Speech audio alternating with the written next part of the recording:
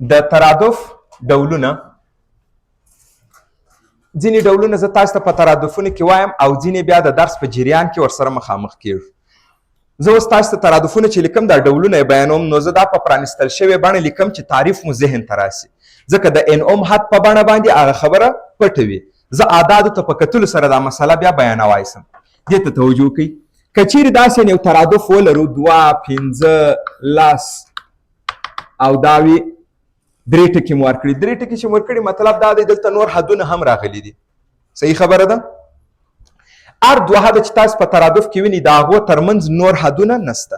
اما د 3 ټکو معنا دا ده چې د 10 نه وروسته یو حد بل راغلی یا 2 راغلی یا 100 دانې راغلي یا 1000 دانې راغلي، مطلب یو څو حدونه راغلي. کامه چې مو ورکړه یعنی دا د منځ حدونه یې ما ونه لیکل، خو هغه که ټول راسي د هغه نه وروسته فرض وکړئ په آخر کې زه ولیکم 200. اوس موږ تاسې پر دې باندې کار نه کوو چې د دې اړیکه څه وه. دا به د یو اړیکې څه لاسته راغلي، زموږ هدف اوس هغه نه دی. دا یو ترادف سو.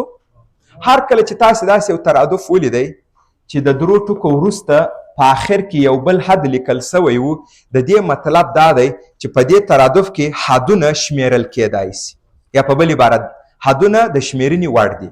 یعنی معنا دا ده دا ټول تعداد که زه وشمیرم دا به 50 دانې وي، 60 دانې به وي، 70 دانې به وي، 100 دانې به وي، اما د شمیرنې وړ به وي.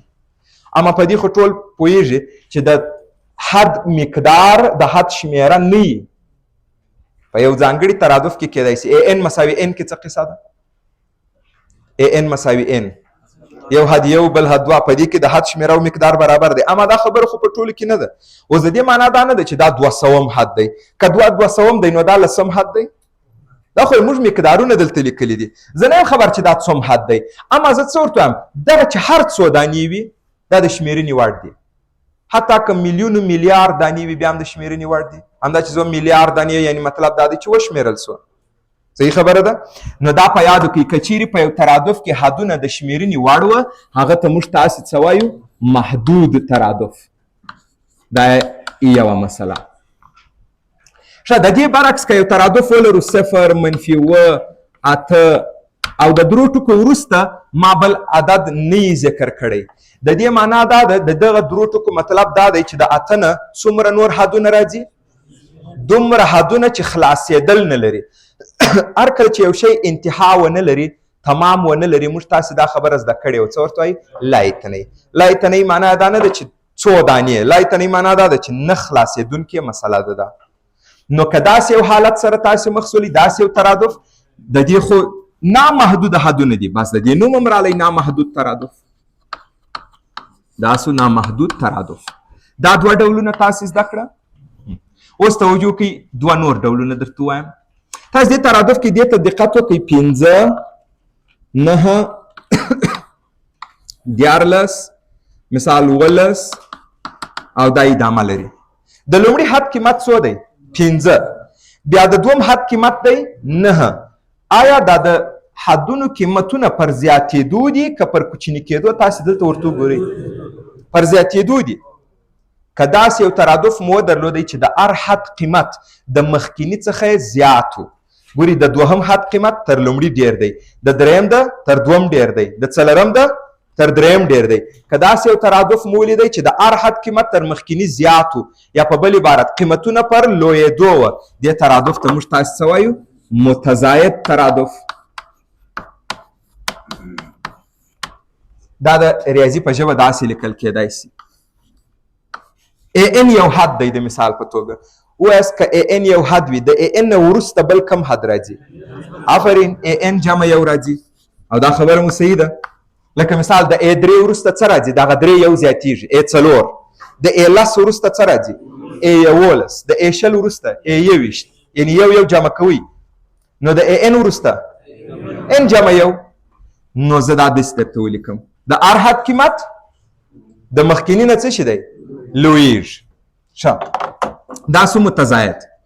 که داسې یو ترادف ولرئ لکه مثال په ډول 8 6 4 2 او دا رقم، په دې کې د مخکیني ترادف برعکس مسله راغلې، د هر حد قیمت تر مخکیني کمیږي. ګوري 8 6 سو، یعنی دا تر 8 کم دی، 4 بیا تر 6 کم دی، 2 تر 4 کم دی. د هر حد قیمت تر مخکینی کم یا د حدونو مقدارونه کم پر کمیدو دي. دې ډول ترادف ته څه وایو؟ متناقص ترادف. اوس نو تاسې یو بل اصطلاح هم ورته زده کړئ. دغه متزاید ترادف د دې د حرکت مسیر څه ډول دی؟ پورته روان دی په زیاتېدو، او د متناقص د حرکت مسیر ښکته روان دی. آیا دی یو ډول رفتار لري، یوازې پورته تګ؟ او ځکه دا متزاید دی او د دې کار یوازې څه دی؟ پورته تګ. دا متناقص دی، د دې هم کار یوازې لاندې تګ، ښکته تګ. نو د دې رفتار هم یو رقم دی، د دې رفتار هم یا داسې رقم، د دې د حرکت مسیر هم یو مسیر دی، د دې د حرکت مسیر هم یو مسیر دی. تحولات نه لري د حرکت په مسیر کې. لکه څنګه زما مطلب داسې دی، ګوري که زه تاسو ته ولیکم 14 او 14 بیا درته ولیکم 15 او یا مثال دا به داسې درته ولیکم 15 10 11 په دې کې څه قصه راغله؟ ګوري کم سو بیرته زیات سو، بیا کم سو بیا بیرته زیات سو. آیا د دې مسیر یو طرف ته دی، یوازې پورته تلل یا یوازې ښکته تلل؟ نه. متوجه سولئ؟ نو دغه ترادف ته موږ څه وایو؟ دا نه متزاید دی او نه متناقص دی. مګر ګوري دا ځینې علمي نومان هم لري. صحیح ده چې دا متزاید دی او دا متناقص دی، اما د دوی ترمنځ یو مشترکه خبره سته، یو خاصیت په دوی کې مشترک دی. هغه څه دی؟ رفتار یو نواخته دی، رفتار یو رقم دی، یا دایما لوړېدل یا دایما کښته کېدل. نو د دوی د حرکت لوری واحد لوری دی. دغه رقم ترادفونو ته بیا موږ تاسو په ریاضي کې څه وایو؟ مونوتون.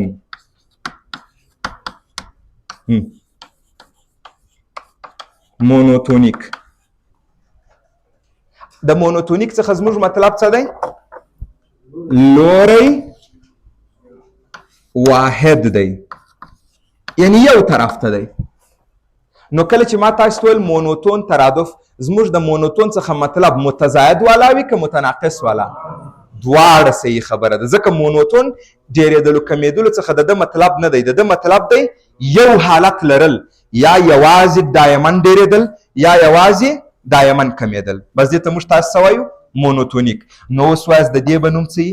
غیر مونوتون. د دې نوم رالی غیر مونوتون. دا الفاظ هم په ریاضي کې کاریږي، یا نن مونوتونیک. ښه، تاسې په دې ډولونو باندې بلد سولئ؟ دا و د محدود و نامحدود مسله، متزاید و متناقص مسله، د مونوتون و غیر مونوتون. یعنې شپږ دانې اصطلاحګانې دلته راغلې. مثال کې وګورئ، لومړی ترادف تشخیص که چې دا متزاید دی او که متناقص. لومړی داسې دی ان مساوي په، دا خو ان ام حد شکل دی. زه دا په پرانستل شوې بڼه لیکم.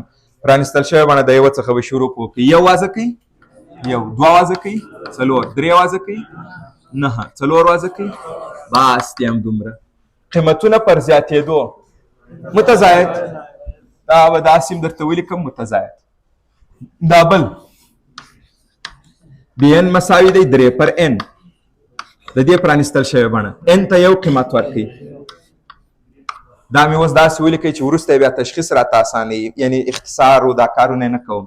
ان ته 2 قیمت ورکوي، 3 قیمت ورکوي، بس دې هم دومره. تاسو وګورئ صورت ثابت دی په د ټولو حدونو. مخرج پر لویېدو دی. مخرج چې لویېږي د کسر کوچنی کېدل معنا لري. د ده مخرج تر دې لوی دی، نو دا تر هغه کوچنی سو. د ده بیا مخرج تر دې لوی دی، مطلب دا تر هغه کوچنی سو. فهم اوس ورته؟ نو د هر حد قیمت تر مخکیني پر کمیدو دی. دا څه شی رالی؟ متناقص.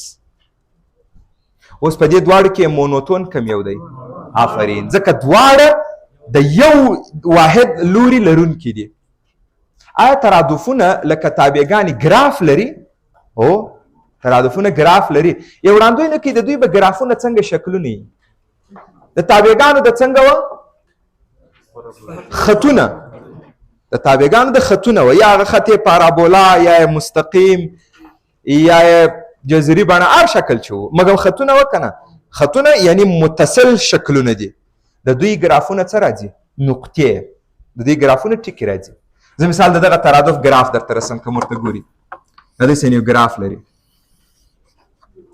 ان ته چې د یو قیمت ورکوي تابع څو رالی یوه نقطه ان ته چې د دوه قیمت ورکوي تابع څو رالی 4 چې درې د قیمت ورکوي 9 بل قیمت دی ورکوي 14 دا ویني نقطې دي دا ولې نقطې راغلې ځکه ته چې کله ایکس ته یو قیمت ورکې یو آوټپوټ د لاسته راوړی دا یوه نقطه سوه بیا د یو څخه تر 2 پورې دا څومره عددونه چې دي دا ټول نه وضع کوې 2 وضع کوې نو یوه نقطه د 1 د پاسه جوړه سوه یوه نقطه د 2 د پاسه جوړه سوه یوه نقطه د 3 د پاسه جوړه سوه چې دا وګوري ټول څه شي راغلي نقطې نو اوس د تزاید مطلب څه راغی آیا رښتیا هم دا نقطې چې رسموي دا به همداسې په پورته کېدو یي که نه دا یې مسیر سو او متناقض به څنګه درته راسي چې رسم یې کوي دا نقطې به داسې را رواني آیا د ترادف ګرافونه متصل خط راتلای سي هیڅ کله نه ځکه موږ دا د 2 عددونو مثال دا یو دی د دې د مقدار څو دا 2 دی د دې مقدار څو دی